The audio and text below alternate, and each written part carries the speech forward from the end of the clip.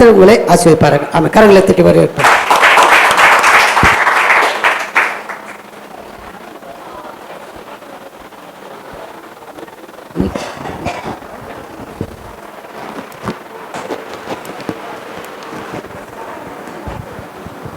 அல்லேலூயா.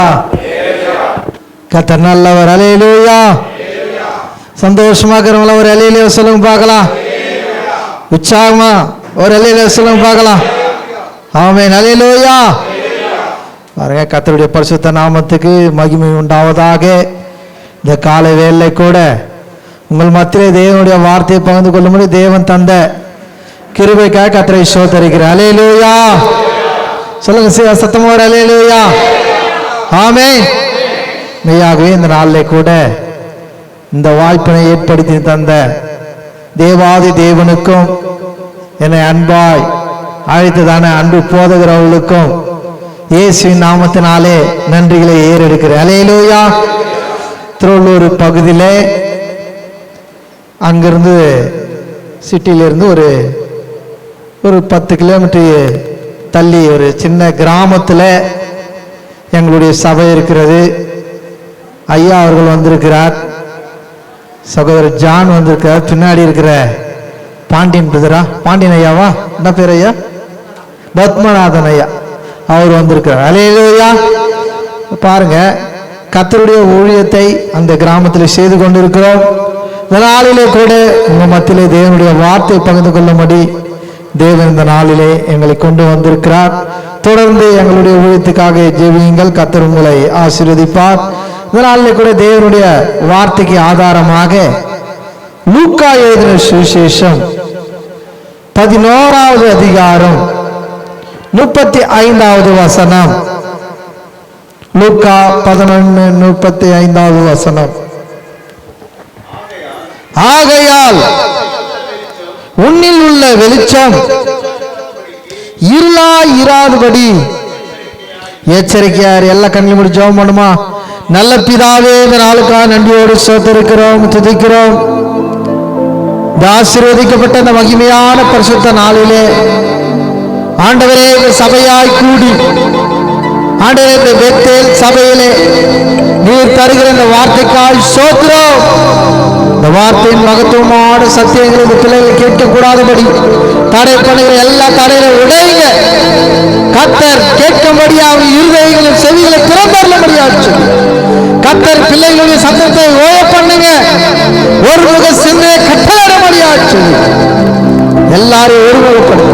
இயேசு நாமத்தில் பிதாவே, ஆமென். அல்லேலூயா. சத்தமா சொல்லுங்க அல்லேலூயா. பாருங்க, தேவனுடைய வார்த்தை ஜீவன் உள்ளது, வல்லமை உள்ளது. என்ன உள்ளது? ஜீவன் உள்ளது, வல்லமை உள்ளது. பாருங்க, இந்த வார்த்தையை நாங்க இங்கிருந்து ஐயா பேசியிருக்கலாம். ஆனா கர்த்தர் தூரத்திலிருந்து வருகிற நற்செய்தி உங்களுடைய வாழ்க்கைக்கு ஒரு சுகத்தையும் பலத்தையும் அது என்ன பண்ற தருகிறதா இருக்கிறது. அல்லேலூயா. அவருடைய வார்த்தை ஒன்று வீணா விருதா. ஏன்னா ஆலயத்துக்கு வந்தோம், இதை நீங்க கேட்காம இருந்தீங்கன்னா நம்மளுக்கு ஒரு பிரயோஜனமோ இல்லை. எனவே வார்த்தையை நீங்கள் கவனிங்க. கர்த்தர் உங்களை ஆசீர்வதிப்பார். வாசிக்கலாம் மீண்டும் அந்த வார்த்தையை. ஆகையால் வெளிச்சம் உன்னில் உள்ள வெளிச்சம் இருளாகாதபடிக்கு எச்சரிக்கையாயிரு. அல்லேலூயா. பாருங்க, வேத வசனம் சொல்லுகிறது, உன்னில் உள்ள வெளிச்சம் இருளாகாதபடி எச்சரிக்கையாயிருங்க. அல்லேலூயா. ஆமென். இது ஆண்டவராகிய இயேசு கிறிஸ்து 29வது வசனத்தை நீங்கள் வாசித்தீங்கன்னா, ஜனங்கள் திரளாய் கூடி வந்திருக்கிற போது, திரளான ஜனங்கள் இயேசு வண்டை கூடி வந்த போது அவர் சொல்லுகிற வார்த்தை தான் இந்த வார்த்தை. அல்லேலூயா. ஜனங்களை பார்த்து, தம்மை தேடி வந்தவர்களை பார்த்து, தம்மை பின்பற்றுகளை பார்த்து சொன்ன வார்த்தை, உன்னில் உள்ள வெளிச்சம் இருளாகாதபடி எச்சரிக்கையாயிரு. அல்லேலூயா. நீங்கள் ஏற்றுக்கொண்ட போது வெளிச்சமாகிய தேவன் உங்களுக்குள்ளே வாசம் பண்ணுகிறவராயிருக்கிறார். அல்லேலூயா. நாம் வெளிச்சத்தின் பிள்ளைகளாய் மாறுகிறோம்.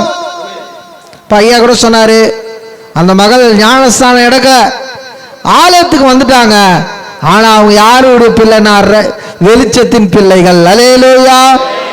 அப்போ வேத வசனம் சொல்லுகிறது, உனக்குள்ள ஒரு வெளிச்சம் இருக்கிறது, அந்த வெளிச்சம் இருளாகாதபடி எச்சரிக்கையாயிரு. அல்லேலூயா.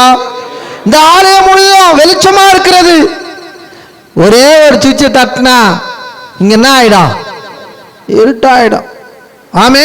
ஐயோ இவ்வளவு காசு போட்டு 2000 ரூபாய் பல்பு 5 வாங்கி வச்சுக்கிறாரு, என்னடா அது திடீர்னு இருளோன்னு ஆயிடுச்சுன்னு சொல்ல முடியுமா?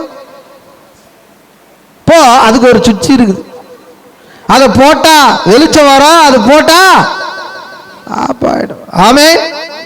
இப்ப நம்முடைய வாழ்க்கையும் ஒரு வெளிச்சத்தின் பிள்ளைகளா இருக்கிற நீங்க உங்க வாழ்க்கையில இருளாகாதபடி, பீஸ் போகாதபடி என்ன வாரு எச்சரிக்கையா. லைட் பீஸ் போனா லைட்டு போல தெரியும், ஆனா அதுல என்ன வராது? வெளிச்சம் வராது. ஆமே. இப்போ ஆண்டவர் சொல்றாரு, உன்னில் உள்ள வெளிச்சம் இருளாகாதபடி என்ன வர பக்கத்துல பார்த்து சொல்ல, கேர்ஃபுல்லா இரு. ஆமே. அல்லேலூயா. இப்போ வெளிச்சம் என்ன ஆயிடும்னா இருளாகிறதுக்கு காரியங்கள் இருக்குது. ஆமே. பாருங்க, வெளிச்சம் ஜப வாழ்வை குறிக்கிறது, தேவனை தேடுவதை குறிக்கிறது. ஆனா இருளான வாழ்வை பிசாசின் பாவங்களையும் பிசாசின் கிரியைகளை குறிக்கிறது. அல்லேலூயா. இப்போ ஆண்டவர் சொல்றாரு, உன்னில் உள்ள வெளிச்சம், உனக்குள்ள தேவன் வந்தபோது உன் வாழ்க்கை வெளிச்சத்தின் வாழ்க்கையாய் மாறுகிறது. அல்லேலூயா. ஆமே. இந்த வெளிச்சம் உன் வாழ்க்கையில இருளாகாதபடி நீ எச்சரிக்கையாய் இருக்க வேண்டும். ஆமே. ஆலயத்துக்கு வரவங்க பாவம் செய்ய முடியாம இருக்க முடியுமா? முடியும். ஆலயத்துக்கு வந்தாலும் நீங்க என்ன பண்ண முடியும்? பாவம் செய்யும். அல்லேலூயா. ஜெபிக்கிறோம், பாவம் செய்யாம இருக்க முடியுமா? முடியும், பாவம் செய்யலாம். ஆமே. தேவனுடைய தோட்டத்தில் இருந்த ஆதாம் ஏவாள் பாவம் செய்தாளா இல்லையா? செஞ்சாங்க. ஆமே. அப்போ ஒரு எச்சரிப்பு தேவை. இப்போ ஆண்டுடைய பிள்ளைகளா இருக்கிற நாம எச்சரிக்கையா இருக்கணும். உன் வெளிச்சம் இருளாகாதபடி, உன் வாழ்க்கை பாவத்துக்கு போகாதபடி, உன் ஜீவியம் பின்மாற்றத்துக்கு போகாதபடி நீ உன்னை காத்து கொள்ள வேண்டும். அல்லேலூயா. உன் சுவிட்சை எந்த பிசாசும் போடக்கூடாது. ஆமே. யாரும் வந்து அதை தொடக்கூடாது. ஆமே. கண்ட்ரோல் நம்ம கையில இருக்கணும். அல்லேலூயா. கண்ட்ரோல் உங்க கையில இருந்துச்சுன்னா நீ எப்போது பிரகாசித்து கொண்டே இருப்ப. அல்லேலூயா. கண்ட்ரோல் மிஸ் போச்சேன்னா உன் வாழ்க்கை என்ன ஆயிடும்? இருளாகிவிடும். அல்லேலூயா. ஆமே. நம் வேதத்தில் இந்த வெளிச்சம் எது நிமித்தம் இருள் அடைகிறது? நம்முடைய வாழ்க்கையில் இருக்கிற வெளிச்சம் எது நிமித்தம் இருள் அடைகிறது? நம் ஒரே ஒரு சம்பவம் தான் நாம் வாசிக்க போகிறோம். வாசிங்க. 2 நாளாகம புஸ்தகம் 26வது அதிகாரம் 16வது 17வது வசனத்தையும் வாசிங்க. அவன் பலப்பட்ட போது தனக்கு கேடு உண்டாகும் மட்டும் அவனுடைய மனம் மேட்டிமையாகி. இவன் யாரை பார்த்து இதை வசனம் சொல்லுகிறது என்றால், இப்போது 1வது வசனத்தை வாசிங்க. அப்பொழுது யூதா ஜனங்கள் எல்லாரும் 16 வயதான உசியாவை அழைத்து வந்து 16 வயதான உசியாவை அழைத்து வந்து அவனை அவன் தகப்பனாகிய 16 வயது. இவர் பேர் என்ன பேரு? உசியா. அப்போ அவரை பத்தி சொல்றது வசனம், அவன் பலப்பட்ட போது. அவன் பலப்பட்ட போது தனக்கு கேடுண்டாகும் மட்டும் அவனுடைய மனம் மேட்டிமையாகி தன் தேவனாகிய கர்த்தருக்கு விரோதமாக மீறுதல் செய்து தூபபீடத்தின் மேல் தூபம் காட்ட கர்த்தருக்கு ஆலயத்துக்கு பிரவேசித்தான். பாருங்க, நான் சொல்றேன், வெளிச்சம் எது நிமித்தம் இருளடைகிறது? வெளிச்சத்தின் பிள்ளையாய் இருக்கிற நாமோ எது நிமித்தம் இருளடைகிறோம்? இவன் யார் என்றால் வெளிச்சத்தின் பிள்ளை. இவன் யாருங்க? பாருங்க, அதனுடைய அதே அதிகாரத்தில் 4வது வசனத்தை வாசிங்க. அவன் தன் தகப்பனாகிய அமத்சியா செய்தபடியெல்லாம் கர்த்தரின் பார்வைக்கு செம்மையானதை செய்து தேவனுடைய தரிசனங்களில் புத்திமானாய் இருந்த சகரியாவின் நாட்களிலே தேவனை தேட மனதிறங்கிய இருந்தான். அவன் கர்த்தரை தேடின நாட்களில் தேவன் அவன் காரியங்களை வாய்க்க செய்தார். பாருங்க, ஒரு காலத்துல இந்த உசியா என்பவர் எப்படியாப்பட்டவர்னா, ஆண்டருடைய காரியங்களை செய்வதில் செம்மையான காரியங்களை செய்வதில் உண்மையா இருந்தார். ஆமென். கர்த்தருடைய காரியங்களை செம்மையா செஞ்சா கரெக்டா ஆலயத்துக்கு வந்துருவார், நேரத்துக்கு ஆலயத்துக்கு வருவார். வேதத்தை படிக்கிற மனுஷன், தேவனை மனதார தேடுகிற மனுஷன்.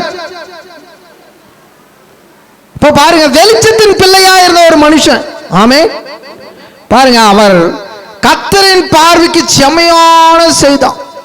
அவர் எது செஞ்சாலும் அது ஆண்டவருடைய பார்வைக்கு எப்படி இருந்துச்சான்? கரெக்டா செஞ்சார். பக்கத்துல நீ நானும் யோசித்து பாருங்க, நீ நானும் செம்மையானது செய்யறோமா? நீ செய்யற காரியம் செம்மையானதா இருக்குதா கர்த்தருக்கு? உன் மனசாட்சியே சொல்லும், நீ செய்து சரியில்லை தம்பி, ஆலயத்துக்கு வர நேரம் சரியில்லை, ஆண்டவருக்கு கொடுக்க வேண்டிய காரியம் சரியில்லை. ஆமென். ஆனா அந்த உசியா ராஜா அப்படி அல்ல, கர்த்தரின் பார்வைக்கு எப்படி செஞ்சாரா? செம்மையாய் செய்தார். அடுத்து சொல்லுது, கர்த்தரை தேட மனதாய் இருந்தான். ஆமென். தேவனை தேட ஒரு ஆர்வத்தோடு இருந்த ஒரு மனுஷன். அல்லேலூயா. கர்த்தரை ஒவ்வொரு நாளும் தேடி கர்த்தருடைய ஆசீர்வாதங்களை பெற்றுக்கொள்ள ஒரு மனுஷனாய் இருந்தான். அல்லேலூயா. பாருங்க, ஒரு வெளிச்சத்தின் பிள்ளையாய் வாழ்ந்திருந்த உசியா அவன் பலப்பட்ட போது, இப்ப வாசிங்க, ஒரு காலத்துல எப்படி இருந்தாங்க?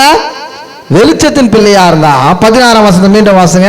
அவன் பலப்பட்ட போது தனக்கு கேடுண்டாகும் மட்டும் அவனுடைய மனம் மேட்டிமையாகி தன் தேவனாகிய கர்த்தருக்கு விரோதமாக மீறுதல் செய்து, பாருங்க, மீறுதல் செய்து. பாருங்க, இந்த வசனம் சொல்கிறது, வெளிச்சத்தின் பிள்ளையா இருந்த இவன் இப்போ வசனம் சொல்லுது, கர்த்தருக்கு விரோதமாய் மீறுதல் செய்து. ஒரு காலத்துல கர்த்தருக்கு செம்மையான செய்து வந்த மனுஷன் இப்போ கர்த்தருக்கு விரோதமாய் மீறுதல் செய்கிறார். கர்த்தருக்கு விரோதமாய் பாவம் செய்ய போகிறார். அல்லேலூயா. பாருங்க, இந்த வசனத்தை சொல்லுகிறது, அதே வசனத்தை வாசிங்க. தூப பீடத்தின் மேல் தூபம் காட்ட கர்த்தருடைய ஆலயத்தில் என்ன பண்ணானா? பிரவேசித்தான். அடுத்த வசனத்தை வாசிங்கமா.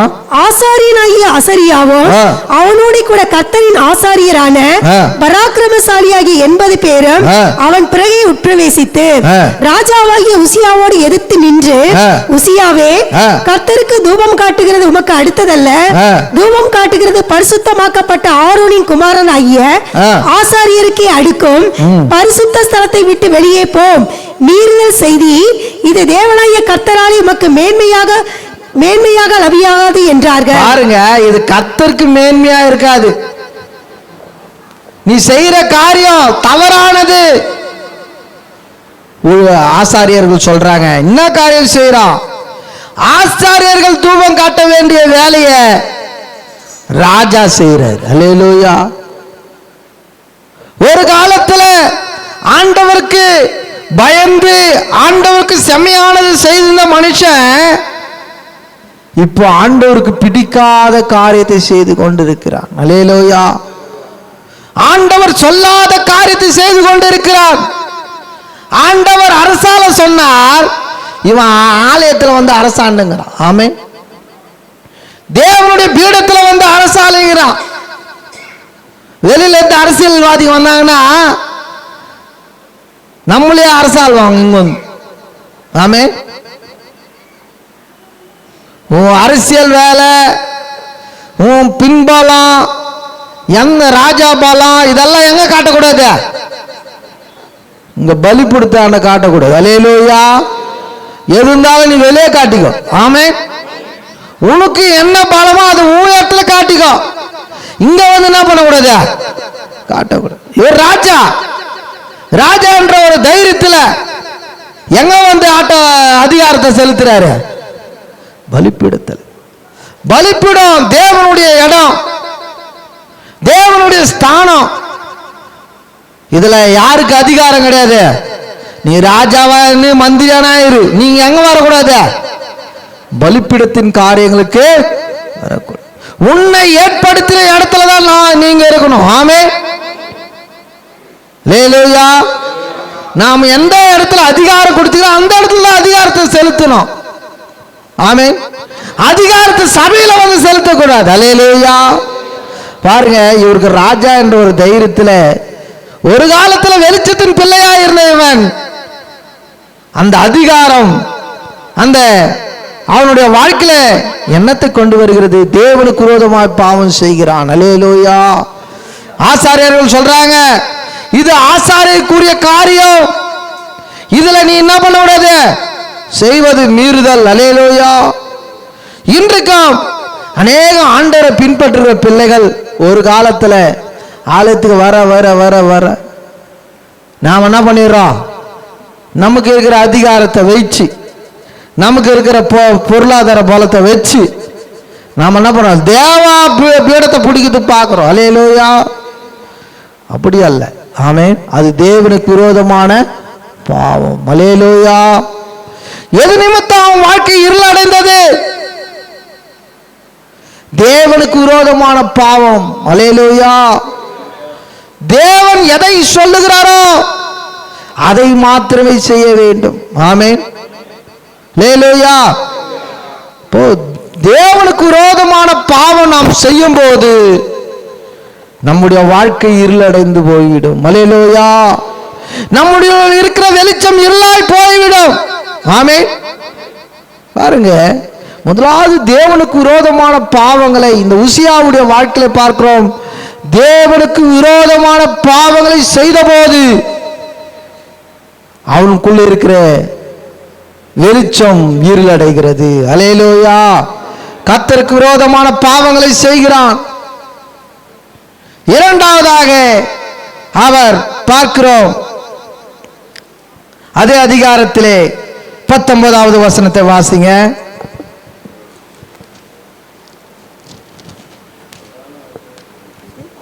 பிரதான ஆசாரியனாகிய இல்லம்மா 26:19. அப்பொழுது உசியா கோபம் கொண்டான். அவன் தூப கலசத்தை தன் கையிலே பிடித்து ஆசாரியரோடு கோபமாய் பேசுகிற போது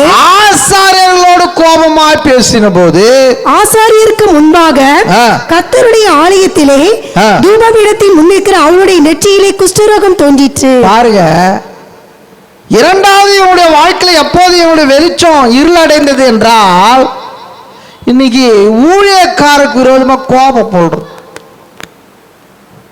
ஊழியக்காரருக்கு விரோதமா நீங்க கோபத்தை எங்க காட்டுறது? அவன் வீட்டுல பிரச்சனைன்னா ஐயா கலை வந்து சண்டை,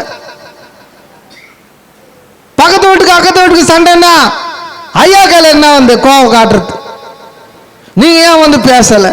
அப்படி நம்ம என்ன பண்றோம்? பேச போ. இங்க பாருங்க, வசனம் சொல்லுது, ஊழியக்காரனுக்கு விரோதமாய் நாம் கோபம் கொள்ளும் போது நம்முடைய வெளிச்சத்தின் வாழ்க்கை இருளடையும். அல்லேலூயா. உன் கிறிஸ்துவ ஜீவியத்தின் வாழ்க்கை இருளடைந்து போகும். முதலாவது தேவனுக்கு விரோதமாய் பாவம் செய்யும் போது நம்முடைய வாழ்க்கை இருளடைகிறது. இரண்டாவதாக ஊழியக்காரனுக்கு விரோதமாக நாம் கோபம் கொள்ளும் போது நம்முடைய வாழ்க்கை இருளடைகிறது. அல்லேலூயா. இங்க பாருங்க, இங்க உசியா ஊழியக்காரனுக்கு விரோதமாய் கோபமாய் பேசுகிறது போது பாருங்க, இந்த இடத்துல எனக்கு ஆண்டவர் சொன்ன ஒரு காரியம், ஆண்டவருக்கு விரோதமாக செயல்பட்ட கூட ஆண்டவர் கொஞ்ச நேரம் அமைதியாகிறார். பாருங்க, அந்த வசனத்துல ஆலயத்தில் வந்து தூபம் காட்டுறாரு. ஆண்டவர் ஒன்னும் பண்ணல. பாருங்க, உடனே அடிக்கலாம் அவனை. எங்க வந்து என்ன பண்ற பொறுத்துங்கிறார். ஆமென். ஆனா ஊழியக்காரனுக்கு விரோதமா கோபம் கொண்ட உடனே அவன் நெற்றியில் தான் வருது குஷ்டரோகம். ஆமென். பாருங்க, ஊழியக்காரர்களை கர்த்தர் எந்த அளவுக்கு முக்கியத்துவப்படுத்துகிறார். அல்லேலூயா. கலந்தடி ஆண்டவருக்கு நன்றி சொல்லும். அல்லேலூயா. ஒருவேளை ஊழியக்காரர்கள் படிக்காம இருக்கலாம். ஆமென். அவங்க நம்மளை காட்டிலும் வசதி இல்லாம இருக்கலாம். ஆனா அவர் உன்னத தேவனால் அழைக்கப்பட்டவர். கலந்தடி ஆண்டவருக்கு நன்றி சொல்லும். அல்லேலூயா. ஆமென். நம் பார்வைக்கு அற்பமானவர்களாய் காணப்படலாம். ஆனால் கர்த்தர் அவர்களை ஆசாரியர்களாய் அற்புதம் செய்கிற ஊழியர்களாய் கர்த்தர் தேர்ந்தெடுத்திருக்கிறார். அல்லேலூயா. அவர்களுக்கு விரோதமா நாம் கோபம் கொள்ளக்கூடாது. இந்த உசியா ஒரு காலத்தில் வெளிச்சத்தின் பிள்ளையாய் இருந்தவன் இப்போது ஊழியக்காரருக்கு விரோதமாக கோபம் கொள்ளுகிறான். அல்லேலூயா. அல்லேலூயா. நாம் வாசிக்கலாம் என்னாகும் புஸ்தகம் 16வது அதிகாரத்திலே 1ஆம் வசனத்தை வாசிங்க.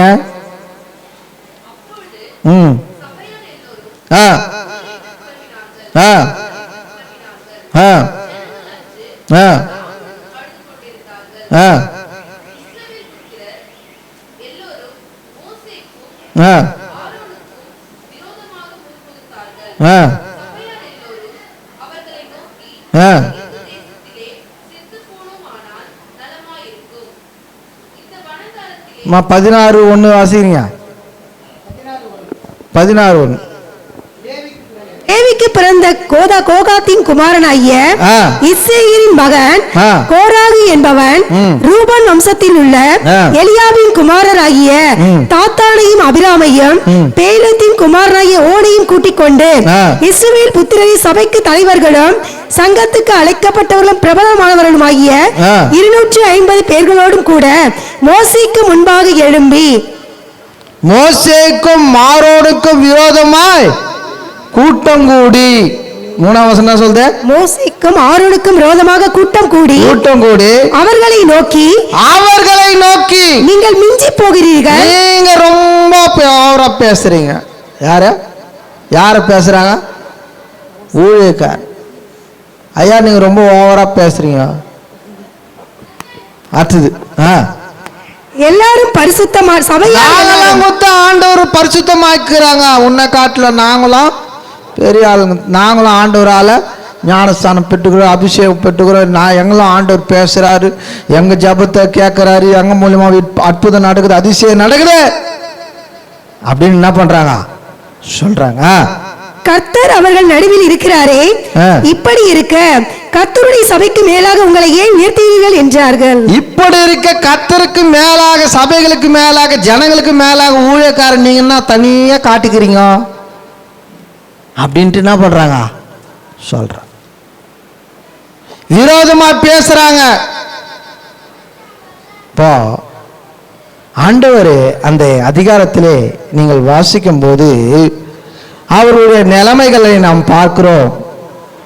அவர்கள் நிலைமை ரொம்ப மோசமாய் போகிறது. அல்லேலூயா. தேவனுடைய கோபம் அவர்கள் மேல் பற்றி எரிகிறது. அவர் எல்லாரும் பூமியிலே முழுகடிக்கப்படுகிறார்கள். அல்லேலூயா. பாருங்க, நாம் ஊழியக்காருக்கு விரோதமா பேசக்கூடாது. ஊழியக்காருக்கு விரோதமா கோபம் கொள்ளக்கூடாது. ஊழியக்காரர்களுக்கு மேலா நம்மள என்ன பண்ணிக்கூடாது, பேசிக்கூடாது. ஆமே. இப்போ வாழ்க்கை வெளிச்சமான வாழ்க்கைன்னா ஆயிடும், இருள் அடைந்து போய்விடும். அல்லேலூயா. உன் வெளிச்சமான வாழ்க்கை இருள் அடைந்து போய்விடும். அல்லேலூயா. அல்லேலூயா.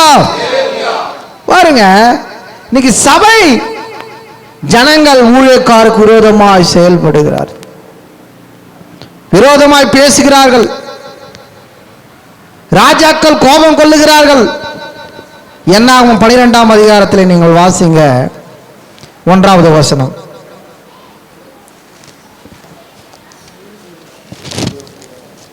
எத்தியோப்பியா தேசத்து ஸ்திரீயை மோசே விவாகம் பண்ணியிருந்தபடியினால் மீரியாமும் ஆரோனும் அவன் விவாகம் பண்ணின எத்தியோப்பியா தேசத்து ஸ்திரீ நிமித்தம் அவனுக்கு விரோதமாய் பேசி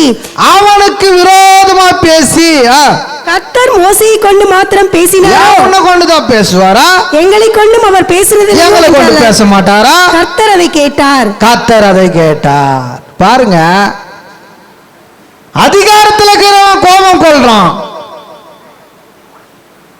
சபை ஜனங்கள் ஊழியக்காரருக்கு விரோதமாய் பேசுகிறார்கள். இங்க குடும்பத்தில் இருக்கிறவங்களே என்ன பண்றாங்க? பேச. ஆமென். ஊழியக்காரருக்கு விரோதம் குடும்பத்தில் இருக்கிறவங்க கூட என்ன பண்ணக்கூடாது? பேசக்கூடாது. ஆமென். தேவன் ஒருவனை பிரித்தெடுக்கிறார் குடும்பத்திலிருந்து. ஆமென். இந்த சபை ஒரு குடும்பம். இந்த சபைக்கு கர்த்தர் உங்களை ஊழியக்காரர் அவரை பிரித்து வைத்திருக்கிறார். ஆமென். அப்போ அவருக்கு விரோதமாய் நாம் செயல்படக்கூடாது, பேசக்கூடாது, கோபம் கொள்ளக்கூடாது.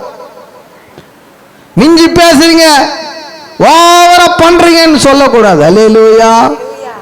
அவர் இஷ்டத்துக்கு எதனா பண்றாருப்பா அப்படி சொல்லுவாங்க ஒரு சில சபையில. நீங்களாம் அப்படி இல்லைன்னு நினைக்கிறேன். ஆமென். அல்லேலூயா. அவர் இஷ்டத்துக்கு எதனா பண்றாரு. அவர் என்ன பண்றாரு ஏது பண்ண நம்மளுக்கு புரியலன்னு சொல்லுவீங்க. அதெல்லாம் உங்களுக்கு புரிய தேவையில்ல. ஆமென். அல்லேலூயா. இப்போ தேவன் அவரோடு கூட பேசுறார். தேவன் அவரை கொண்டு செயல்படுத்துகிறார். அல்லேலூயா. இப்போ ஆண்டவர் தெரிந்து கொண்ட ஊழியக்காரருக்கு விரோதமா நாம் பேசும்போது, கோபம் கொள்ளும் போது, முறுமுறுக்கும் போது, அவருக்கு இணையா நம்ம பேசும்போது, இங்க சொல்லுது உன்னை கொண்டுதான் பேசுவாரா? யார் சொல்றா? குடும்பத்தில் எங்களை கொண்டு பேச மாட்டாரா? நாங்க ஜெபம் பண்ணாக்குத்தான் ஆண்டவர் பேசுவாரு அப்படின்னு என்ன பண்றாங்க? பேச. அவருக்கு சமமா என்ன பண்ணக்கூடாது? பேசக்கூடாது. அல்லேலூயா. ஆமென். இப்போ இரண்டாவதாக, எப்போது நம்முடைய வெளிச்சம் இருள் அடைகிறது என்றால், ஊழியக்காருக்கு விரோதமாக கோபம் கொள்ளும் போது, ஊழியக்காருக்கு விரோதமாக பேசும்போது, ஊழியக்காரருக்கு இணையா நம்மளை ஒப்பிடும் போது. ஆமென். அல்லேலூயா. உனக்குள்ள இருக்கிற கொஞ்ச நஞ்ச அபிஷேகம் போயிடும், கொஞ்ச நஞ்ச ரட்சிப்பு போயிடும், கொஞ்ச நஞ்ச ஆசீர்வாதமும் போயிடும். அல்லேலூயா. லைட் ஏறுற மாதிரி தான் இருக்கும், திடீர்னு டிம் சப்ளை ஆயிடும். ஒரு நாள் பீஸ் போயிடுச்சுன்னா இப்படி மங்களா ஏறும். ஒரு நாள் கழிச்சு மறுநாள் பார்த்தா சுத்தமா ஆஃப் ஆயிடும். அது போலதான் நம்முடைய வாழ்க்கை. தேவனுக்கு விரோதமாகவும் ஊழியக்காருக்கு விரோதமாக நாம் செயல்படும் போது பிரகாசமா இருக்கிற உன் வெளிச்சம் டிம் ஆயிடும், அது பீஸ் போடும். அல்லேலூயா. ஆமென். அதனால நாம நம்மில் உள்ள வெளிச்சம் இருளாகாதபடி உன் வாழ்க்கை நீ தான் பார்த்துக்கணும். அவன் பேசுறான் ஐயா விரோதமா, நம்ம பேசலாமா? அவன் சர்ச்சில் இப்படி பண்றாங்க, அந்த சர்ச்சில் இப்படி பண்றாங்க, சண்டை போடுறாங்க, இப்படி பண்றாங்க, ஆட்டம் பாட்டம் போடுறாங்க, நம்ம பண்ணலாமா? ஆண்டவருக்கு விரோதமாய் செயல்படக்கூடாது. ஆண்டவருடைய ஊழியக்காருக்கு விரோதமா நாம் என்ன பண்ணக்கூடாது? செயல்படும் போது நம்முடைய வெளிச்சம் இருளாய்விடும். அல்லேலூயா. கரல் தட்டி ஆண்டவருக்கு நன்றி சொல்லும். அல்லேலூயா. உன்னில் உள்ள வெளிச்சம் இருளாகாதபடி நீ தான் என்ன பண்ணா? எச்சரிக்கையா இருக்கும். ஆமென். உன்னை நீ காத்துக்கோ. வசனம் சொல்லுது, மற்றவர்கள் செய்யும் பாவத்துக்கு நீ என்ன பண்ணாத? உடன்படாத. உன்னை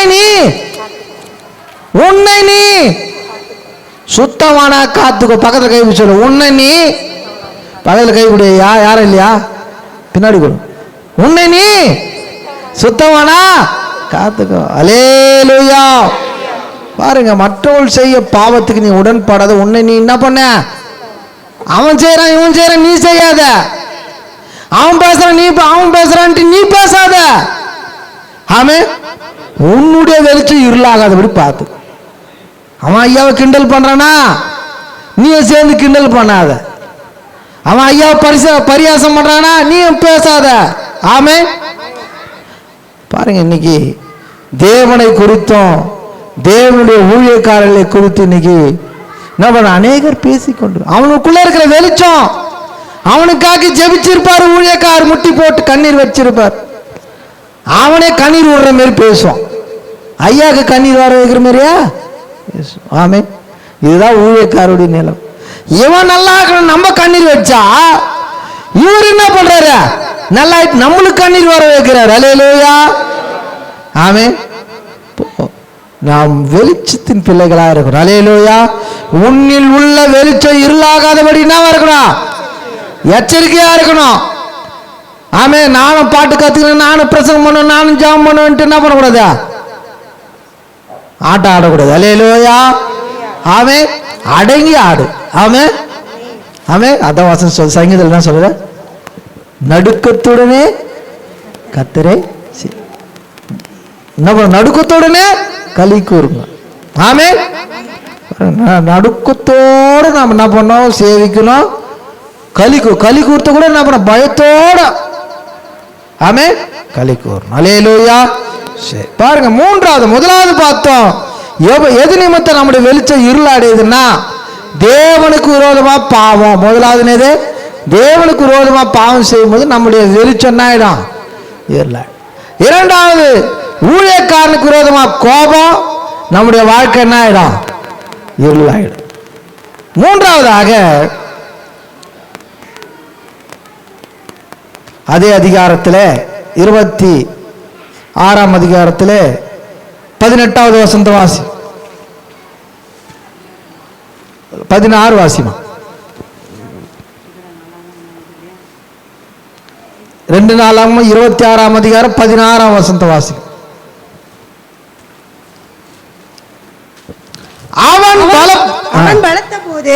பலப்பட்ட போது தனக்கு கேடு உண்டாகும் மட்டும் அவனுடைய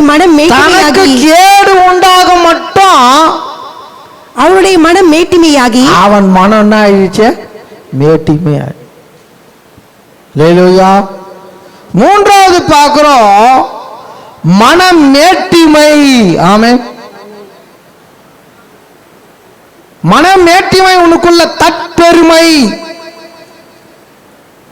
உனக்குள்ள வரும்போது உன் வாழ்க்கை என்ன ஆயிடும், இருளடை. இவருக்குள்ள என்ன தற்பெருமை வந்தது, வாசிங்க 6ஆம் வசனத்தை வாசிங்க.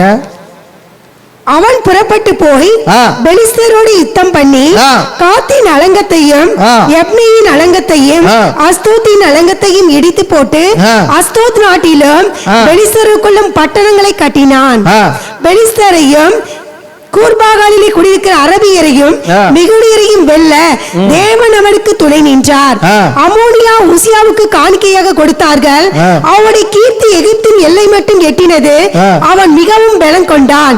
அவன் மிகவும் என்ன பண்ணான், பலம்.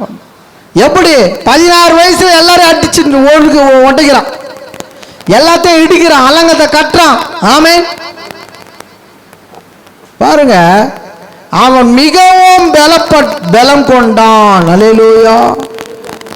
ஒரு பக்கம் அவனுக்கு என்ன, ஒரு 16 வயசுல எல்லாரையும் அடிச்சு தூக்கி என்ன பண்ணா, சாப்பிட்டு போயினே இருக்கிறான். அல்லேலூயா. ஆமென். பெரிய பெரிய ஆளுங்கெல்லாம் பெலிஸ்தர் சொன்னவா பாருங்க, இவங்க எல்லாம் அடிச்சு பட்டணங்களை இடிச்சு அலங்கத்தை என்ன பண்ணிக்கிறான், வீட்டுகளை கட்டின்னு போய்கிறார். அல்லேலூயா. ஆண்டவர் அவனுக்கு உதவி செய்யறார் வெளிச்சத்தின் காலத்துல. ஆமென். வெளிச்சத்தின் காலத்துல ஆண்டவர் என்ன பண்றாரு, உதவி செய்யற. எல்லா சத்துருக்களை அடிச்சு ஒட்டிக்கிற. ஆமென். அவன் வயசுக்கு அடிக்க முடியுமா, அண்ணன் அடிக்கிறார். அல்லே கர்த்தர் அவனுக்கு, அந்த வசனம் சொல்லுது 7ஆம் வசனம், தேவன் அவனுக்கு துணை நின்றார். எப்ப வெளிச்சம் இருக்கும்போது தேவன் உன்ன கூட இருப்பார். அல்லேலூயா. அல்லேலூயா. கல்லை தட்டி ஆண்டவருக்கு நன்றி சொல்லுமா. முதலாவது பலம் பெருகுது. அடுத்தது 10ஆம் வசனத்தை வாசித்தீங்க. அவனுக்கு அவனுக்கு பள்ளத்தாக்கிலும் சம பூமியிலும் அநேகம் ஆடு மாடுகளும் நிறைய ஆடு மாடு பெருகிச்சு. மலைகளிலேயும் வயல்வெளியிலேயும் பயிர் குடிகளும் விவசாயம் செய்யற ஆட்கள் பெருகிட்டாங்க. திராட்சை தோட்டக்காரரும் உண்டாயிருந்தபடியினால் அவன் வனாந்திரத்திலே கோபுரங்களை கட்டி அநேக துறவுகளை வெட்டினான். பாருங்க, வனாந்திரம் ஃபுல்லா கிணற வெட்டான். அங்கங்க என்ன பண்ணிட்டாரு, எல்லா கோபுரங்களை கட்டிட்டாரு, அநேக துறவு கிணறுகளை வெட்டாரு. ஆடு மாடு திரளாகுது, வயல் செய்யற ஆட்கள் திரளாக்குறாங்க, மலையே வளைச்சு போட்டுக்கணும். அல்லேலூயா, கல்ல தட்டி ஆண்டுக்கு நன்றி சொல்லுமா. எப்போன்னா வெளிச்சத்தின் காலத்தில் இதெல்லாம் நடக்குது. மலையை கூட நீ வாங்கலாம். ஆடு மாடு திரளாகுது, ஆஸ்தி பெருகிச்சு. ஆஸ்தி என்னாச்சா பெருகிச்சு. எப்போ? வெளிச்சத்தின் காலத்துல, கர்த்தரை தேடின நாட்களில. வெளிச்சம் உனக்குள்ள இருக்கிற வலையா தொட்டதெல்லாம் பொண்ணாதுப்பா அவனுக்குன்னு சொல்லுவாங்களா? அவன் வீட்டுல தானே கூரை பிடிச்சு கொட்டுது சொல்றாங்களா? அவனுக்கு தான் கிடைக்குது, அவனுக்கு தான் லாட்டி அடிக்குது. ஆமே, இதெல்லாம் யாருக்கு நடக்கும்? வெளிச்சத்தில் இருக்கிறவர்களுக்கு. அல்லேலூயா, வெளிச்சத்தின் பிள்ளைகளா இருக்கிறவங்களுக்கு இதெல்லாம் நடக்கும். சத்துரு எதிர ஒருத்தரை நிக்க முடியாது. அவனுடைய கை தொட்டதெல்லாம் பொண்ணா மாறும். அல்லேலூயா. பாருங்க, ஆடை வளர்க்குற ஆடு பெருகுது, மாடை வளர்க்குற மாடு பெருகுது. பயிரை இடுறான், பயிர் என்ன பண்ணும், மலையில பயிர் வருது. அல்லேலூயா. கல்லுல என்ன வருது, விளைச்சல் வருது. அல்லேலூயா. பாருங்க, வனாந்தரம் புல்லா என்ன கட்டுறாரு, கோபுரம். அல்லேலூயா. தண்ணியே இல்லாத இடத்துல என்ன கட்டுறாரு, கோபுரங்கள் சேர்த்து வைக்கிறதுக்கு கோபுரங்களை கட்டுறாரு. அல்லேலூயா. ஆஸ்தி பெருகுது. என்ன பெருகுது, ஆஸ்தி பெருகுது. 11ஆம் வசனத்தை வாசிங்க. உசியாவுக்கு யுத்த வீரரின் சேனையும் இருந்தது. பாருங்க, சண்டை போடுற சேனை இருந்துச்சு. அது சம்பிரதியாகிய ஏயேலினாலும் ஆதிக்கராகிய மாசையினாலும் இலக்கம் பார்க்கப்பட்டபடியே ராஜாவின் பிரபுக்களின் ஒருவனாகிய அனனியாவின் கீழ் வகுப்பு வகுப்பாய் சேவக பண்ண புறப்பட்டது. பராக்கிரமசாலியான வம்ச தலைவரின் தொகையெல்லாம் 2600. பாருங்க, பராக்கிரமசாலி எத்தனை பேர் இருக்கிறாங்க, 2600 பேர் இருக்கிறாங்க கூட. அடுத்த வசந்த வாசிமா. இவர்கள் கையின் கீழ் சத்துருக்களுக்கு விரோதமாக ராஜாவுக்கு துணை நிற்க பராக்கிரமத்தோட யுத்தம் பண்ணுகிற 3,07,500 பேரான சேனை இருந்தது. அவனை விடுவிக்குத ராஜாவுக்கு மட்டும் ஸ்பெஷல் கார்டு எத்தனை பேர் இருக்கிறாங்க, 3,00,000 பேர் இருக்கிறாங்க. பாருங்க, எப்படியாப்பட்ட பாதுகாப்பு. இப்ப இருக்கிற மோடிக்குதா, டாடிக்குதா, ட்ரம்புக்குதா, என்னய்யா இருக்குதையா? அவருக்கு தெரிய காவல்துறை அதிகாரிக்கு இருக்குதையா 3,00,000 பேர் தனிப்பட்ட ஆளுங்க. 4 பேர் ஓடிடுறான், 4 பேர் ஓடுறான். இல்ல 8 பேர் வரான், 8 பேர் போறான், 16 பேர் வர, 16 பேர் போறான். இங்க எத்தனை பேர் இருக்கிறானா? 3,07,500 பாருங்க, எவ்வளவு பாதுகாப்பு அவனுக்கு. அடுத்த வசந்த வாசிங்க. இந்த சேனையில் உள்ளவர்களுக்கெல்லாம் உசியா கேடகங்களையும் ஈட்டிகளையும் தலை சீராக்களையும் மார்க்கச்சங்களையும் வில்லுகளையும் கல்லறிகிற கவன்களையும் ஆயத்தப்படுத்தினார். பாருங்க, எல்லாமே வச்சு செட்டில்மெண்டா. அவர் அப்படி தொட கூட முடியாது. உசியாவை அப்படி என்ன பண்ண முடியாதா, நெருங்கவும் முடியாது. ஒருத்தர் 2 பேர் இருக்கிறான், 3,00,000 பேர் நின்னுங்கிறான். அதுக்கு 2,000 பேர் இருக்கிறான். ஆமே. பாருங்க, அடுத்த வசந்த வாசிங்க. கோபுரங்கள் மேலும் இதுக்கு இல்லாம கோபுரம் வெளியில நாட்டுக்கு உள்ள வரதுக்கு முன்னாடி அங்க பாக்கிறதுக்கு கோபுரம் கட்டி வச்சுக்கிறான். அலங்க கோடிகள் மேலும் நின்று அம்புகளையும் பெரிய கற்களையும் பிரயோகிக்கிறது. பெரிய பெரிய கற்கள் அங்கிருந்து மேல தூக்கி அடிக்கிற அளவுக்கு நிபுணரான தொழிலாளிகள் கற்பித்த. அப்படியே அதுலயே ஒரு சயின்டிஸ்ட் இருக்கிறாங்க, கரெக்டா அடிப்பானு. பெரிய கல் வச்சுட்டு அப்புறம் அங்கிருந்து இங்க வரும்போது அடிச்சிடுவாங்க டப்புன்னு. இப்பெல்லாம் பீரிங்குது, அப்பெல்லாம் என்னது, ஆள் வந்து தானே அடிக்கணும். அவன் அங்கிருந்து வரும்போது காலி. அல்லேலூயா. வாசிங்க. தொழிலாளிகள் கற்பித்த எந்திரங்களையும் அவன் எருசலேமில் உண்டாக்கினான். அப்படியே அவன் கீர்த்தி எருசலேமிலே என்ன பண்ணானா, உண்டாக்க. எவ்வளவு பேரு பாதுகாப்புக்குது பாருங்க அவருக்கு. ஒரு உசியா ராஜாவுக்கு ஒரு பக்கம் முதலாவது பலம் பெருகிச்சு, அவனை அடிக்கிறதுக்கே ஆள் இல்லை. ரெண்டாவது ஆஸ்தி பெருகிச்சு. மூன்றாவது என்ன பெருகிச்சா? பாதுகாப்பு பெருகிச்சு. சின்ன வயசுல அப்பா அவுட்டு, ஆனா அவனுக்கு என்ன ஆகுது? பாதுகாப்பு, சம பாதுகாப்பு, நெருங்க முடியாது அவங்ககிட்ட. அவ்வளவு பலசாலிங்க இருக்கிறாங்க. பாதுகாப்புன்னு ஆயிடுச்சா? பெருகிச்சு. பாருங்க அதே வசந்த கீழ்ப்பகுதி வாசிமைப்பா. அவன் பலப்பட மட்டும் ஆச்சரியமாய் அவனுக்கு அனுகூலம் உண்டாயிற்று. அவன் பலப்பட்ட போது, அது கொஞ்சம் மேல வருங்க, அப்படியே அவன் கீர்த்தி வெகு தூரம் பரம்பிச்சு. அப்படியே அவன் கீர்த்தி வெகு தூரம் பரம்பிச்சு. கரத்தடி ஆண்டவருக்கு நன்றி சொல்லுவோம். அல்லேலூயா. பாருங்க, கீர்த்தி உலகம் எல்லாம், அந்த சுத்தி இருக்கிற ஒரு நாடெல்லாம் என்ன ஆயிடுச்சா? இவ்வளோ பாதுகாப்பு தான். நம்ம என்ன பண்ணோம்? இப்பயே சொல்லிக்கிறோம், அமெரிக்காவில் இருக்கிற ஜனாதிபதி போற கார் ரொம்ப பாதுகாப்பான காரு, பாதுகாப்பான பிளேனு அப்படின்னுங்கிறோம். அவர் போற ஒரு 12 பேர் 32 பேரை போறான், 3 லட்சம் பேர் இருக்கிறான் இவனுக்கு. அப்ப எவ்வளவு தூரம் பேசியிருப்பாங்க? அல்லேலூயா. எவ்வளோ சொத்து வச்சுக்கிறாரு, எவ்வளோ இடத்த பிச்சுக்கிறாரு. ஆமே. பாருங்க, இவன் எல்லாம் வந்தவனையும் அவனுக்கு என்ன வந்துச்ச? மனமேட்டிமை. வெளிச்சத்தின் பிள்ளையா இருக்கும் போது அவன் ஆண்டவர் இதெல்லாம் கொடுத்தாரு. எதிரிய அடிச்சு நொடிச்சு பலப்பட்டான். ஆஸ்தியை கொடுத்தாரு, ஆசீர்வாதத்தை கொடுத்தாரு, பாதுகாப்பு கொடுத்தாரு. அப்பா இல்ல பையனாச்சு பாதுகாப்பா இருறான்ட்டு கொடுத்தாரு. அவனை ஊர் ஃபுல்லா நாடு ஃபுல்லா என்ன பண்ணாரு? பறவை வச்சாரு. இவன் ஒரு மனுஷன் இருக்கிறான், இவன் சின்ன பையன் நினைக்காத, இவன் பெரிய ஆளுன்ட்டு நம்ம ஊர் ஃபுல்லா பேசும்படியா வச்சார். அல்லேலூயா, அல்லேலூயா. பாருங்க, இவனுடைய கீர்த்தி எல்லா இடத்துக்கும் போனவனே என்ன ஆயிடுச்சா? மனமேட்டிமை. அப்பதான் அவர் என்ன பண்றாரு? மனமேட்டிமையினால தேவனுக்கு விரோதமாய், தேவ ஊழியருக்கு விரோதமாய் அவர் என்ன பண்றாரு? செயல்படுகிறார். அல்லேலூயா. வெளிச்சத்தின் பிள்ளையா இருந்த அவனுடைய வாழ்க்கை இருளாய் மாறுகிறது. மிகப்பெரிய பலத்தோடு படை, மிக பலத்தோடு இருந்தவன் அவனுடைய கடைசி நாட்களை பார்க்கிறோம். 20ஆம் வசனத்தை வாசிங்க. பிரதான ஆசாரியனாகிய ஆசரியாவும் சகல ஆசாரியரும் அவனை பார்க்கும் போது, இதோ அவன் தன் நெற்றியிலே குஷ்டரோகம் பிடித்தவன் என்று கண்டு அவனை தீவிரமாய் அங்கிருந்து வெளிப்பட பண்ணினார்கள். கர்த்தர் தன்னை அடித்ததினால். பாருங்க, அரண்மனையிலிருந்து அவன் வெளியேற்றப்படுகிறான். கரகம் தட்டி ஆண்டவருக்கு நன்றி சொல்லும். அல்லேலூயா. அவனுடைய ராஜ மேன்மை போனது, அவன் ராஜ வாழ்க்கை போனது, அவனுடைய பாதுகாப்பு போனது, அவன் ஆஸ்தி போனது, அவன் கீர்த்தி போனது. அல்லேலூயா. பாருங்க, கர்த்தர் தன்னை அடித்ததினால் அவன் தானும் வெளியே போக தீவிரப்பட்டான். ராஜாவாகிய ஊசியா தன் மரண நாள் மட்டும் குஷ்டரோகியா இருந்து, பாருங்க, வியாதியை சுமந்து கொண்டிருக்கிறான், கஷ்டத்தை சுமக்கிறான்.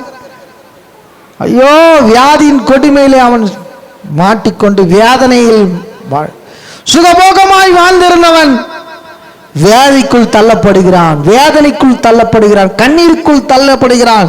இதுதான் இருள். அல்லேலூயா. இதுதான் இருள்.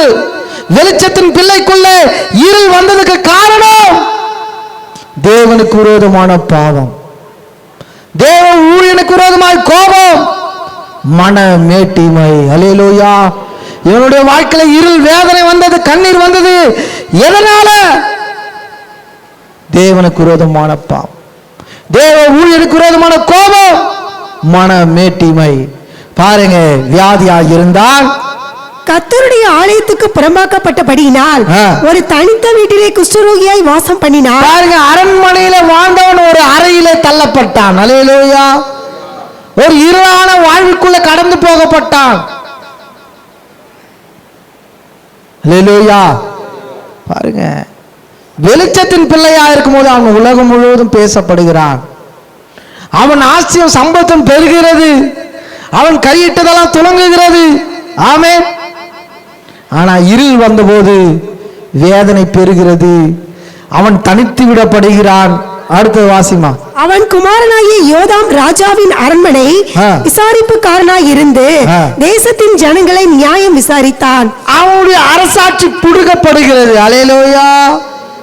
அவனுடைய அதிகாரம் புடுக்கப்படுகிறது. அவனுடைய பலம் புடுக்கப்படுகிறது. எதெல்லாம் அவனுக்கு இருந்துச்சு? பலத்தை புடுங்கினார், ஆஸ்தியெல்லாம் புடிங்கினான் புள்ள. அடுத்தது பாதுகாப்பு போச்சு. ஒரு தனி அறையில் என்ன பண்றான்? அவனை கேப்பா இருக்கு. எவனும் போக முடியாது. அங்க ஒரு ஆள் போக முடியுமா? நீ போன நீ ஓட்டிக்கும், உனக்கு குஷ்டு வரும். அல்லேலூயா. ஒரு காலத்துல பெரிய படையோடு சுத்தி இருந்த ஒரு மனுஷன் தனித்து விடப்பட்ட நிலைமைக்கு போய்விட்டார். அல்லேலூயா, அல்லேலூயா, அல்லேலூயா. பாருங்க, தனித்து விடப்பட்டார். பாருங்க, அவனுடைய கீர்த்தி போச்சு. அல்லேலூயா. அவனுடைய கீர்த்தி போனது. ஆமென். மெய்யாகவே இந்த நாளில் கூட ஒரு உசியா ராஜாவை போல அவனுடைய வெளிச்சத்தின் வாழ்க்கை இருளடைந்து போனது. ஆமென். மூணு காரணம் தான். ஒன்று, தேவனுக்கு விரோதமான பாவம். 2, தேவ ஊழியனுக்கு விரோதமான கோபம். 3, மானமேட்டிமை. அல்லேலூயா. இதை கேட்டிருக்கிற நீங்க உங்க வெளிச்சத்தின் வாழ்க்கை இருளாகாதபடி உங்களை நீங்க காத்துக்கொள்ளுங்க. அல்லேலூயா. உங்களை காத்துக்கொள்ளுங்க. வெளிச்சத்தின் பிள்ளைகளாய் நடந்து கொள்ளுங்க. தேவனுக்கு விரோதமாய் பாவத்தில் ஈடுபடாதீங்க. தேவ விரோத ஊழியனுக்கு விரோதமாய் செயல்படாதீங்க. உங்களே நீங்க என்ன பண்ணாதீங்க? பெருமையா பேசிக்காத, காமிச்சிக்காதீங்க. அல்லேலூயா. ஆமென். எல்லாம் இருக்குதுன்ட்டு திமிரா நடக்காதீங்க. ஆமென். அல்லேலூயா.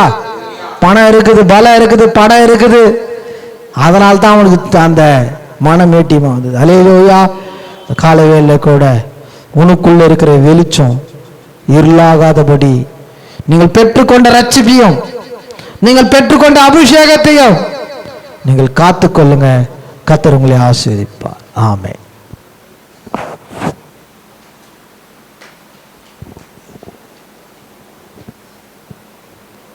Thank you, Jesus.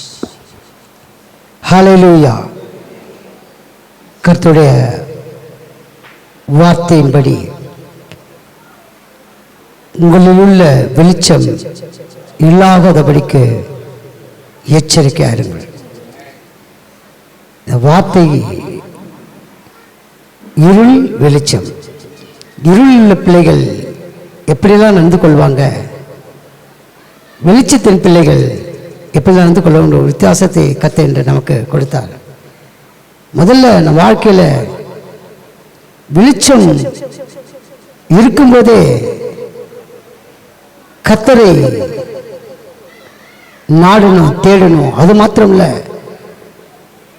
கர்த்தருக்கென்று நாம் நம்ம ஒப்பு கொடுத்து வாழ தெரிஞ்சுக்கணும். அப்பதான் அந்த வெளிச்சம் இன்னும் எப்படி இருக்கும்? பிரகாசமா இருக்கும். கரங்களை தட்டுவோமா? நாமெல்லாம் பிரகாசத்தில் வெளிச்சத்தின் பிள்ளைகள். நம்மை காண்போர் இயேசுவை காண வேண்டும். வெளிச்சத்தின் மேலே வெளிச்சத்தம் நம்மை பற்றி கொள்ள வேண்டும். இருள் நம்மை சூழ்ந்து கொள்ளாதபடி எல்லாவற்றிலும் எச்சரிக்கையாக இருக்கணும். சபையின் காரியங்கள், ஊழியத்தின் பாதைகள், ஊழியக்காரியின் காரியங்கள், நம் குடும்பத்தில் கூட நம்மை வெளிச்சத்தின் பிள்ளைகளாக நாம் அவர்களுக்கு முன் நிறுத்த வேண்டும். அவங்க கோபம் கொண்டாங்க, அவங்க திட்டினாங்க, அவங்க இப்படி எனக்கு துரோகம் பண்ணாங்க, இருக்கட்டும், செய்யட்டும். அதனாலே நம்ம இருளாகக்கூடாது. நம்ம வெளிச்சத்தின் பிள்ளைகள், நம்ம வெளிச்சத்தின் பிள்ளைகள். ஏசப்பா தான் நம்மளுக்கு எக்ஸாம்பிள். ஏசப்பா தான் நம்மளுக்கு எக்ஸாம்பிள். ஏசப்பா எதுக்கும் எந்த சூழ்நிலையிலும் அவர் யாரையும் புறம்பே தள்ள மாட்டார். யாரையும் புறம்பே அவர் தள்ள மாட்டார். எல்லாம் அவர்கிட்ட இருக்கும்போதெல்லாம் வெளிச்சத்தின் பிள்ளைகளாக தான் பார்ப்பார். அல்லேலூயா. பிரியமானவர்களே, நாம் வெளிச்சத்தின் பிள்ளைகளாய் நாம் வாழும்படியாய் வார்த்தையின்படி, கர்த்தருடைய வார்த்தையின்படி நமக்கு எவ்வளோ வசதிகள், வாய்ப்புகள், எவ்வளோ ஆசீர்வாதங்கள் இருந்தாலும் நாம் அதிலே அந்த காரியத்திலே சபைக்கும் ஊழியக்காரர்களுக்கும் நம்முடைய ஜனங்களுக்கும் விசுவாசிகளுக்கும் நாம் அதை கொண்டு பயன்படுவோம், பயன்படுத்த மட்டுமன்றி அதற்காக அவர்களை நாம் எந்த காத்துக்கொள்ளும் அவர்களை இழிவாக பேசக்கூடாது. இதுதான் நம்ம இருக்கிற வெளிச்சம். இன்றைக்கு எதை குறித்து ஆண்டவர் பேசுகிறார் தெரியல. எனக்கு ரொம்ப இங்கேருந்து கடந்து போனவர்கள் கடந்த வருடத்தில் நம்ம சபையை குறித்து ஒரு வித்தியாசமான வார்த்தைகள்லாம் பேசிட்டு போயிருக்காங்க. நான் அதை இது வரைக்கும் சொல்லலை. இந்த சபையில் ஆவியானவர் இல்லை, என் சபையில் ஆண்டவர் இல்லை, என் சபையில் சும்மா பரிசுத்த ஆவி இல்லை, விரோதமான காரியங்கள். போனால் போயிடு. சபை குறித்து நம்ம பேசக்கூடாது. நான் இங்கே ஒரு ஆலயம் கட்ட போகிறேன், பக்கத்தில் ஒரு ஆலயம் கட்ட போகிறேன், கட்டிக்க. கட்ட விரோதமான காரியங்கள். நான் இது சொல்லலை, இன்னைக்கு ஆண்டவர் ஆவியான உணர்த்ததுனால சொல்கிறேன். ஆவியான உணர்த்ததுனால யாரை கொண்டு பேசுன்னு சொன்னார் ஆண்டவர். இன்று அன்யாவோட எடுத்து வந்து நம்மோடு பேசியிருக்கிறார். அதை நினைவூட்டுகிறார். சபைக்கு விரோதமாகும், ஊழியக்கார விரோதமாகும், சபை ஜனங்களுக்கு ஆத்மாக்களுக்கு விசுவாச விரோதம் பேசக்கூடாது. அவருடைய முடிவு இருள். எவ்வளோதான் வசதியாக இருந்தாலும் பாருங்க, எவ்வளோ அந்த காலத்திலே குண்டு இதெல்லாம் பயன்படுத்தலை, துப்பாக்கியோ AK-47 எல்லாம் பயன்படுத்தலை. எல்லாம் இதுதான், அம்பு, அது கல், இதை வச்சு தான் பயன்படுத்துனாங்க. அவ்வளோ பெரிய 3,70,000 அத்தனை பேர் கூட, அந்த 3,750 பேர், 3 லட்சம் அவர் பேர் கூட இருந்து, அவ்வளோ பேர் கூட இருந்து கூட உசியாவால் ஜெயிக்க முடியல. இருளாய்ப்பு. ஏன் காரணம்? மனமேற்றிமை. அல்லேலூயா. ஜெபிப்போம், கண்களை மூடும். அன்பின் பரலோக பிதாவே, இந்த வேலைக்காக நாங்கள் நன்றி செலுத்துகிறோம் ஆண்டவர். என்னால கூட அப்பா, நீ சபையார எங்களோடு பேசினீர் ஆண்டவர். நாங்கள் மனமேற்றுமை இல்லாதபடி தகப்பு அப்பா, உம்முடைய நாமத்தை மாத்திரம் மகிமைப்படுத்துங்க. எங்கள் ஊழியத்தில் எல்லாவற்றிலும் தகப்பனே, நாங்கள் தாழ்வை தரித்துக் கொண்டு சபைக்கும் சபையின் ஊழியத்துக்கும் ஊழியக்காரர்களுக்கும் தகப்பனே, நாங்கள் வார்த்தைப்படி அப்பா நான் கீழ்ப்படிந்து நடக்க எங்களுக்கு கிருபை தாங்கப்பா. தகப்பனே, பெருமை உள்ளவனுக்கு கர்த்தர் எதிர்த்து நிற்கிறார், தாழ்மை உள்ளவனுக்கோ கர்த்தர் கிருபை அளிக்கிறார். வார்த்தைப்படி தகப்பனே, அந்த கிருபை எங்களுக்கு கொடுங்கப்பா, எங்களுக்கு கொடுங்க ஆண்டவரே. நாளில் கூட தகப்பனே, நீர் ஆண்டவரே இருளையும் வெளிச்சத்தையும் நீர் ஆண்டவரே அப்பா முதல் நாளிலே வெவ்வேறாக பிரித்த தேவன் கர்த்தாவே, அப்படி நான் இருளிலே இல்லாதபடி எங்களை நீ வெளிச்சத்துக் கொண்டு நாங்கள் ஆண்டவரே அப்பா இயேசு இரட்சகர் என்று சொல்லி அப்பா உம்முடைய ரட்சிப்பை நாங்கள் பெற்றுக்கொண்டு வெளிச்சத்தில் பிள்ளைகளை மாற நீ கொடுத்த கிருபைகளுக்காக ஸ்தோத்திரம் ஆண்டவரே. உமக்கு நாங்கள் நன்றி செலுத்துகிறோம் அப்பா. இந்த நாளிலே உம்முடைய தீர்க்கதரிசன வார்த்தையை கொடுத்த அன்பு போதகருக்காக நாங்கள் நன்றி செலுத்துகிறோம் அப்பா. அவருடைய ஊழியங்களுக்காக நன்றி செலுத்துகிறோம், ஒரு மனைவிக்காக நன்றி செலுத்துகிறோம் ஆண்டவரே. உங்களுடைய அல்ல மலக்கர் அவர்களோடு கூட இருக்கட்டும் அப்பா. தகப்பனே, உடைய நாமத்தை மகிமைப்படுத்தும் தகப்பனே, கர்த்தரீர் அவர்களுக்கு எல்லாவற்றிலும் ஆசீர்வாதத்தை கொடுத்து அப்பா உம்முடைய அவளோடு கூட இருந்து நடத்தும்படியா நாமத்தை நாங்கள் மகிமைப்படுத்தும்படியா உதவி செய்யப்பா. விசேஷமாக திருவள்ளூர் பகுதியிலே அப்பா அந்த சபை கட்டுவதற்கான கட்டுமான பணியிலே தகப்பனே, நாங்களும் அப்பா ஒரு அங்கத்தினார இருக்க சபை கட்டுவதற்காக ஜெபத்தினால் தாங்கும், காணிக்க தாங்கும், எங்களுக்கு உதவி செய்யப்பா. வல்லமல கரங்களை ஒப்புக் கொடுக்கிறோம் ஆண்டவரே. கிருபையாய் நடத்தி நாமத்திற்கு மகிமைப்பட்டு அன்பு ஐயாவையும் பாசமாவையும் அப்பா நாங்கள் பிதா குமார் பரிசுத்தாவின் நாமத்தினாலே ஆசீர்வதிக்கிற கர்த்தாவே ஆசீர்வதிக்கிறோம். முற்றிலுமாய் தாழ்த்தி நாளில் கூட அப்பா சபைக்கு வார்த்தையினாலே அப்பா உம்முடைய சபையில ஆண்டவரே நீர் ஆண்டவரே உம்மை வெளிப்படுத்துகிற கிருபைகளுக்காய் ஸ்தோத்திரம் ஆண்டவரே ஸ்தோத்திரம். வல்லவல்ல கரங்கள் ஒப்புக் கொடுங்க. நீங்க மாத்திரம் மகிமைப்படுங்கப்பா, நீங்க மாத்திரம் மகிமைப்படுங்க. இந்த சகல பிரஸ்தாபத்தை பார்க்கிறோம், வாக்கினை மகிமைப்படுத்தியிருப்பதற்காக நன்றி செலுத்துகிறோம். முற்றிலுமாய் தாழ்த்தி ஒப்புக்கிறோம். நாளில் அப்பா கொடுத்த சாட்சிகளுக்காக ஸ்தோத்திரம், பிள்ளைகள் கொடுத்த காணிக்கைகளுக்காக ஸ்தோத்திரம் ஆண்டவரே. அப்பா நாமத்தை நீங்க மகிமைப்படுத்திக் கொள்ள மாட்டோம், எங்களை தாழ்த்தி ஒப்புக் கொள்கிறோம். அப்பா உங்களுடைய கரம் ஆளுகை செய்யும். மோசே போல அப்பா ஐயாவை நீர் எடுத்து பயன்படுத்துங்கப்பா, பயன்படுத்துங்கப்பா. உங்களுடைய நாமத்தை மகிமைப்படுத்தும் கரம் ஆளுகை செய்யும். அன்பு பிள்ளைகளை பெத்தேல் ஆசீர்வாத சபை பிள்ளைகளை பிதா குமார் பரிசுத்தாவின் நாமத்தினாலே ஆசீர்வதிக்கிற கர்த்தாவே ஆசீர்வதி. பெத்தேலின் ஆசீர்வாதங்கள் சுகம், வேலை, ஆரோக்கியம், சமாதானம், சந்தோஷம், பாதுகாப்பு, பிள்ளைகளுடைய கல்வி காரியங்கள், வேலை காரியங்கள், திருமண காரியங்கள், கர்ப்பத்தின் கனிகள் எல்லாவற்றையும் கொடுத்து பரிபூரண ஆசீர்வாதங்களால் நிரப்பும்படியாக செபிக்கிறார்கள், நிரப்பும்படியாக செபிக்கிறார்கள். ஆசீர்வதியும் அப்பா, நாமத்தை நீங்க மகிமைப்படுத்திக் கொண்டு எங்களை முற்றிலுமாய் காத்து ஒப்புக்கொள்ளும். சகல துதியும் கனம் மகிமை ஒருவருக்கு நாங்கள் ஏறெடுக்கிற ஆண்டவரே, ஒருவருக்கு நாங்கள் ஏறெடுக்கிறோம். எங்கள் மீட்பரும் இரட்சகரும் கர்த்தருமாகிய இயேசு கிறிஸ்துவின் நாமத்தினாலே வேண்டி செபிக்கிறோம் பிதாவே, ஆமென், ஆமென். எல்லாம் சேர்ந்து சொல்வோம். என் ஆத்மாவே கர்த்தரை ஸ்தோத்திரி, என் உள்ளமே பரிசுத்த நாமத்தை ஸ்தோத்திரி, என் ஆத்மாவே கர்த்தரை ஸ்தோத்திரி, கர்த்தர் செய்த சகல பலனை மறவாதே. ஆமென், ஆமென்.